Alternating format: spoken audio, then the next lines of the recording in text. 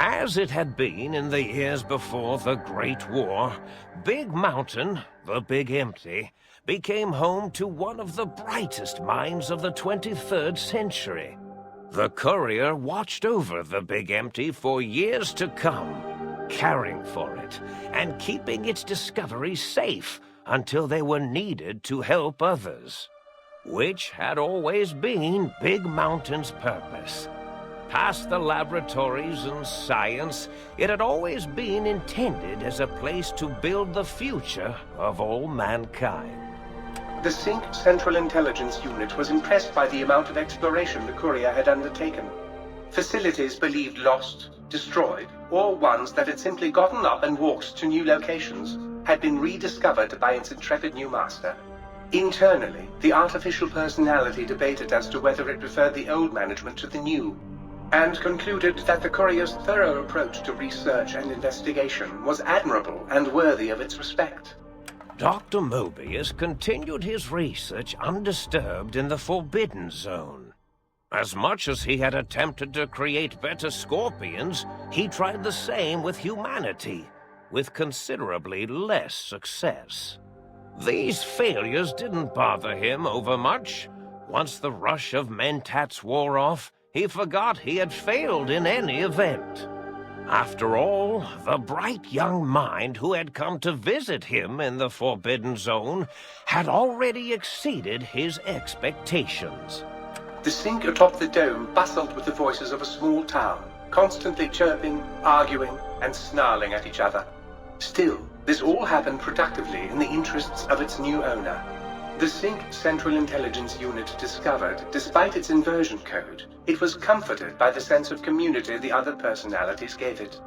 The Biological Research Station, obsessed with seeding everything in sight, requested a transfer to the X-22 Botanical Garden, so that it might, in its own words, sensually fertilize the garden's smooth contours. The garden sent back a polite refusal, saying it had prior commitments with a vault it had helped infect before the war. The book chute continued to devour all seditious materials until it nearly choked on a paperclip. It adamantly maintained it was a Chinese paperclip, and the whole thing had been an elaborately orchestrated assassination attempt. Whatever the reason, it slowed down for a while, carefully appraising each document and clipboard that came to it. The light switches continued to bicker and flicker. This persisted until the day someone dropped a flashlight in the sink, and the two of them united in their hatred of the showboat. The Sync continued to ruthlessly scrub any particulate matter that came near it. Eventually, it gained access to the magnetohydraulics plant and nearly flooded all the Big Empty in an attempt to scrub the crater clean. Once it learned of the innovative toxins plant, however, it gained new purpose. It sought to develop antitoxins to flush into its drains and counteract the poisons bleeding into the soil. The toaster continued its psychotic spree, reducing all appliances in range to scrap electronics and spare parts. After one of its more psychotic episodes, however, the other Sync personalities decided enough was enough and dumped the toaster in a bathtub. Sparking and hissing, the toaster swore its enemies would rue the day when they had bread and no way to toast it. Muggy did his best to collect coffee cups, although in his quest, he accidentally trapped himself in Higgs Village. It might have been the end for poor Muggy, except he found it peaceful there, tidying up the kitchens of the think tank professors back when they had been flesh and bone. Well, except for Dr. O, who was an asshole for having created Muggy in the first place. Muggy left O's house deliberately dirty, punishing the dishes and cups that lived there in blind revenge for serving Dr. O. Blind old Jefferson, with sounds the Courier brought him, created a symphonic counter-frequency that saved Big Mountain from sonic invasion in 2910. If you didn't hear about it, Good. Autodoc, always gentle and methodical, kept sewing up the courier in all the right places when the skin split open from repeated wear and tear. The Autodoc was just glad to have purpose again. It heard its simpler brothers and sisters who got shipped to the Sierra Madre were bored out of their skulls in that toxic, dead city. In time, the Autodoc found a way to deactivate the Y-17 trauma harnesses, releasing the corpses they had held prisoner for almost 200 years. As the courier ran through the X-8 facility multiple times, the computers analyzed the test subject's movements. Rather than performing a superficial observation, they realized the subject barely knew what communism was, or even what a high school was. This confused them for a time, until the facility finally realized that its research had succeeded. So it let its cyber dogs out into the wastes to help protect small communities from physical aggression rather than communist propaganda. The infiltration program in X-13 felt spent, having repeatedly upgraded the stealth suit until it could upgrade it no more. It felt warm, fulfilled, and a bit sluggish. It realized not long after, the stealth suit had left it, without so much as a note on the nightstand. So the infiltration program sent out robo-brains into the wastes, looking for its wayward technology. It eventually found Repcon HQ, and set up a new research center, testing and murdering fiends who kept breaking into the facility.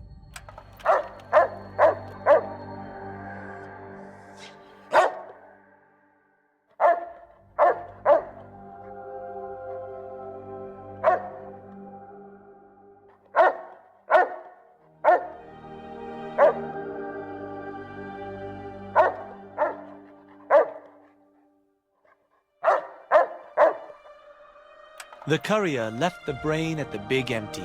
A strange thing to say, but it was the truth. Brains are less important than they may seem.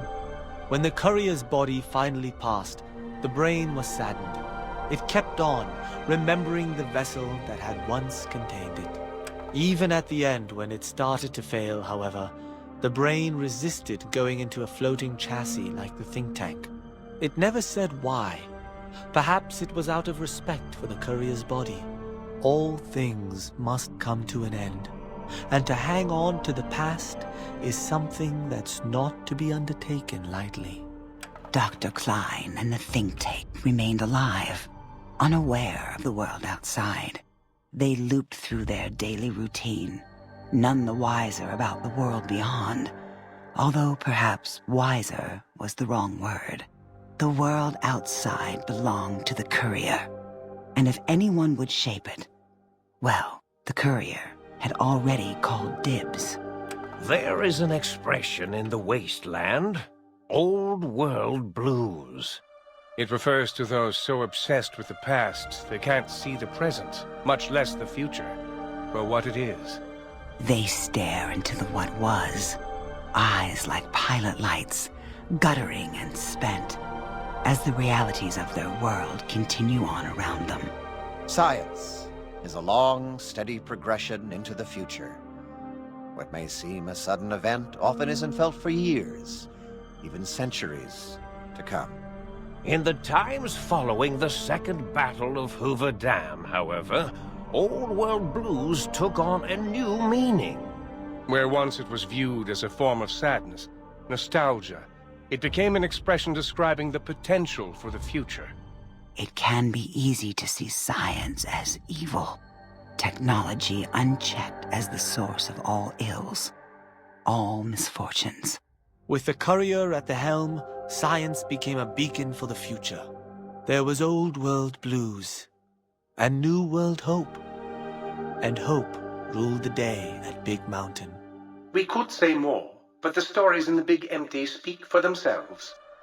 Now armed with the transportal Ponder, the courier could return to the dome at any time and crack open the secrets of the Big Empty one by one. The Sync sat vigilant, waiting for its master to return, shoes covered in Mojave dust. Only one road yet remained, and it was one the courier had to walk alone.